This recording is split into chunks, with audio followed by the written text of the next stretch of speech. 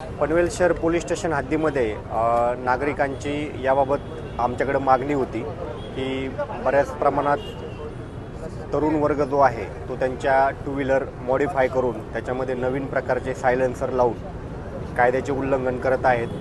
अशा गाड्यांमधून मोठ्या प्रमाणात आवाज येत आहे आणि नागरिकांना त्याचा त्रास होत आहे. अशा वारंवार तक्रारी आमच्याकडे येत होत्या. त्या अनुषंगाने पनवेल शहरचे पोलीस निरीक्षक नितीन ठाकरे यांनी आणि यांच्या टीमने याबाबत मागील काही दिवसापासून गांभीर्यपूर्वक कारवाई करून आज जवळजवळ 10 गाड्यावरती कारवाई करून एकूण 14 सायलेन्सर जप्त करण्यात आलेले आहेत आणि जवळजवळ 18,500 रुपये दंड आपण या गाड्यांवरती केलेला आहे. त्याचबरोबर जे सायलेन्सर हे बनवून देतात त्यांच्यावरती देखील यापुढे आम्ही कारवाई करणार आहोत आणि ही कारवाई यापुढे देखील चालू राहील. त्यामुळे पनवेल शहरच्या सर्व नागरिकांना माझं याबाबत आव्हान आहे, सर्व तरुणांना, की आपण अशा पद्धतीने गाडीमध्ये कुठल्याही प्रकारचे सायलेन्सर मॉडिफिकेशन करू नये. जे शासकीय नियमामध्ये बसतं तेच सायलेन्सर आपण वापरावे.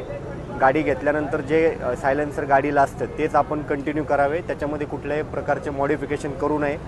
जर आम्हाला या प्रकारे जर पुनश्च जर गाडी सापडली तर त्याच्यावरती नंतर लायसन कॅन्सलेशन, RC कॅन्सलेशनची सुद्धा कारवाई आमच्याकडून करण्यात येईल.